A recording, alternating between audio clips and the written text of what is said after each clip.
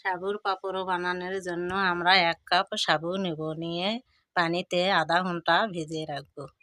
ভিজিয়ে রাখার পর আমরা ব্লেন্ডারে দিব, যাতে গুটি গুটি না থাকে ব্লেন্ডার করে নেব। ব্লেন্ডার করা হয়ে গেলে আমরা ছাঁকনা দিয়ে ছাঁকিয়ে নেব, যাতে গুটি গুটি ভাব না থাকে। নেড়ে নেব যাতে অতি সহজেই ছাঁকা হয়ে যায়। দেখুন সহজেই সুন্দরভাবে মিশ্রণের ভেতর আমরা আরও 1 কাপ পানি দেব মিশ্রণটা পাতলা করার জন্য। কড়াইয়ে আমরা 6 কাপ পানি দেব। যে কাপ দিয়ে সাবু নিয়েছি সেই কাপ দিয়ে মেপে মেপে আমরা 6 কাপ পানি দিয়ে নেব। 6 কাপ পানি দেব, কারণ সাবুর মিশ্রণটা ঘনও হবে না পাতলাও হবে না, মিশ্রণটা যাতে সুন্দর হয়। মিশ্রণটা আমরা পানির ভেতর ঢেলে দেব, ঢেলে দিয়ে নাড়তে থাকব যতক্ষণ না সুন্দরভাবে ঘন হচ্ছে। ততক্ষণ আমরা লবণ দিলাম 1 চা চামচ, দিয়ে নাড়ব। যতক্ষণ না মিশ্রণ ঘন হচ্ছে ততক্ষণ নাড়তেই থাকতে হবে। আমরা গুঁড়ো মরিচ দিলাম 1 চা চামচ, আমরা কালো জিরে দিলাম 1 চা চামচ, দিয়ে একটু নেড়ে দিব যতক্ষণ না ঘন হচ্ছে। দেখুন সুন্দর একটা কালার এসেছে।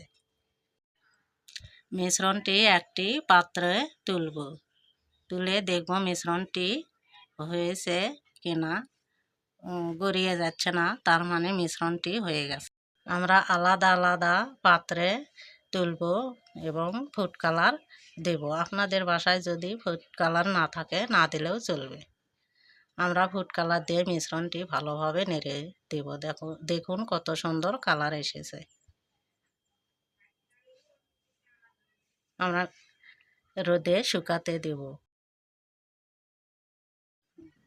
আমরা রোদে একটা চামচ দিয়ে শুকাতে দেব, পাতলা করে শুকাতে দেব, যাতে সহজেই শুকিয়ে যায়। দেখুন কত সুন্দর সহজেই শুকিয়ে গেছে।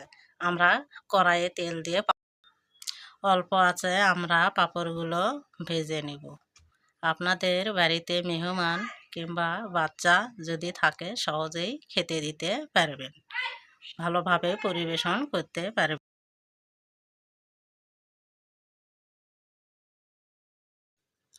অতি সহজেই বাসায় বানাতে পারবেন এই মুখরোচক পাঁপড়। কত সুন্দর হয়েছে এই পাঁপড়। পাঁপড়টি সুন্দর এবং মুচমুচে হয়েছে দেখতে। দেখুন কত সুন্দর মুচমুচে হয়েছে। ভিডিওটি দেখার জন্য ধন্যবাদ। চ্যানেলটি সাবস্ক্রাইব করে আমাদের সাথেই থাকবেন।